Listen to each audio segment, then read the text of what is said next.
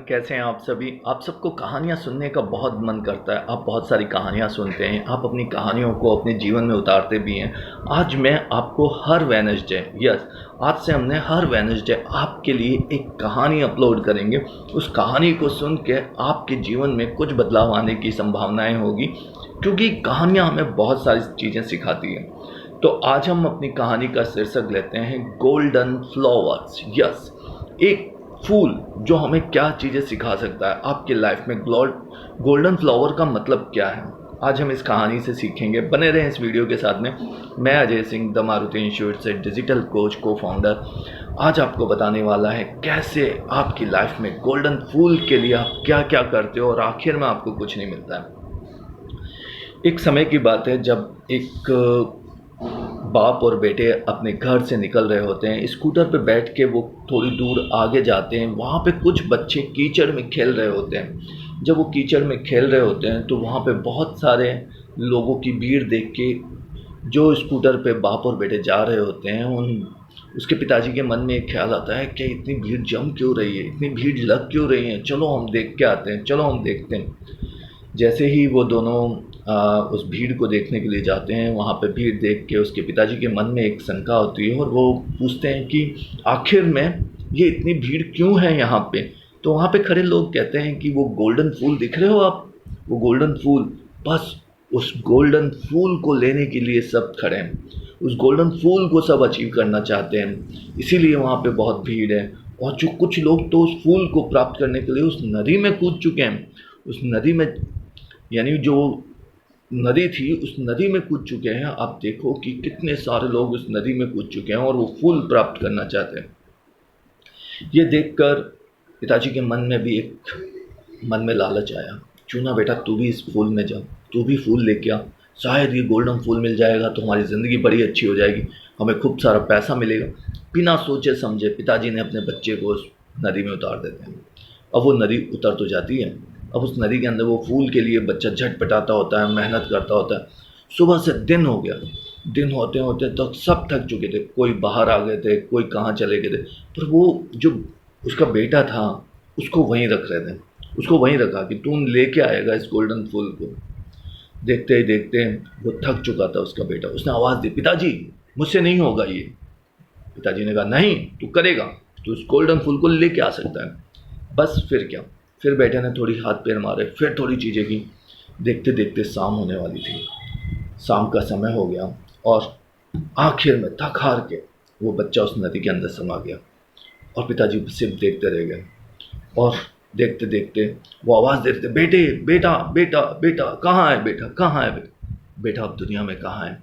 उस गोल्डन फूल के लालच में उसका बेटा इस दुनिया से जा चुका था। अब वो उस नदी के किनारे खड़े खड़े सिर्फ और सिर्फ आंसू बहा रहे थे। तभी एक साधु आया और उसने बोला कि क्या हुआ भाई साहब, आप क्यों रो रहे हो, क्या हो गया ऐसा आपके जीवन में जो आप इतने विचलित हो रहे हो, इतने आंसू बहा रहे हो, एक्चुअल में हुआ क्या है। उसने एक गहरी सांस ली और बोला कि आप देख रहे हो वो सामने गोल्डन फूल है, उस गोल्डन फूल के लिए मैंने अपने बेटे को अंदर उतार दिया था। मैंने उसको अंदर उतारा और वहाँ से ना उस फूल को लेने के लिए मैंने उसे भेजा, पर अब वो इस दुनिया में नहीं रहा है। इस गोल्डन फूल की चाहत में वो इस दुनिया से जा चुका है, यानी वो मर चुका है। इतना कह के पिताजी की आंखों में आंसू आ गया। इतना कह के पिताजी की आंखों में आंसू आ गए और सामने खड़ा साधु उसने बोला कि कहाँ है वहाँ पे गोल्डन फूल, कहाँ है गोल्डन फूल। वो गोल्डन फूल तो यहाँ नहीं है, वो गोल्डन फूल तो वहाँ है, देखो उस पेड़ के ऊपर। उसने देखा और वाकई में गोल्डन फूल वहीं था। वो तो उसकी परछाई है, नदी में उसकी परछाई थी। उस नदी में उसकी सिर्फ परछाई थी। उस परछाई के लिए आपने अपने बेटे की जान ले ली। पिताजी बहुत पछता है, उन्हें बहुत दुख हुआ। गाइस, इस स्टोरी से हमें एक चीज़ समझ में आती है कि हम भी हमारे जीवन में न जाने कितने गोल्डन फूल के लिए हम एफर्ट्स मारते रहते हैं। अब ये गोल्डन फूल कुछ भी हो सकता है। ये गोल्डन फूल आपकी सरकारी नौकरी हो सकती है, ये गोल्डन फूल आपका बहुत बड़ा ड्रीम्स हो सकता है, ये गोल्डन फूल आपकी ज़िंदगी का एक कुछ भी हो सकता है जिसे आप मानते हो। पर इस गोल्डन फूल को अचीव करने से पहले आपको सोच समझ कर डिसीजन लेना होता है। भीड़ जो कर रही है उसे आपको नहीं करना है। भीड़ जो दे रही है उसे आपको नहीं लेना है। भीड़ से हट के चलोगे तो आप अपनी लाइफ में कुछ बड़ा कमाल कर पाएंगे। इस गोल्डन फ्लावर वाली कहानी से सिर्फ हमें ये समझ में आया कि आपको ज़िंदगी में वो करना है जो आप सोच समझ के निर्णय ले सकते हैं। आप सब करो और सोचो, समझो, जानो, उसके बाद उससे अचीव करो। आपके सामने न जाने कितने लालच आपके जीवन में आपके सामने आते हैं, जहां आप बहुत जल्दी अट्रैक्ट हो जाते हो, बहुत जल्दी अट्रैक्ट हो जाते हो। अगर आप एक स्टूडेंट है तो आप देखते हैं कि बहुत जल्दी अमीर बन जाऊं। अगर आप एक मिडिल क्लास फैमिली के व्यक्ति हैं तो आप भी सोचते हैं कि मैं जल्दी जल्दी अपने सारा कर्जा उतार दूं। बहुत सारी चीज़ें हो सकती है गाइस, बहुत सारी चीज़ें हो सकती है, पर समझना आपको थोड़ा सा पड़ेगा। थोड़ा सा खुद पे लग के काम करो, थोड़ा सोचो। इस दुनिया में जल्दी किसी को कुछ नहीं मिला है। इस दुनिया में आज तक किसी ने जल्दी हासिल नहीं किया।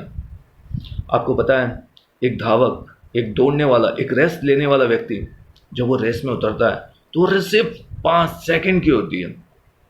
5 सेकंड में उसे अपना टारगेट अचीव करना होता है। अब ये तो हम सोचेंगे 5 सेकंड तो हम भी दौड़ लेंगे, पर नहीं।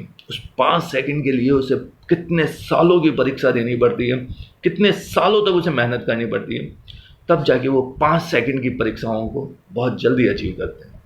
इसलिए आपको अपने जीवन में आगे बढ़ने के लिए निरंतर प्रयास करना पड़ेगा। Thank you.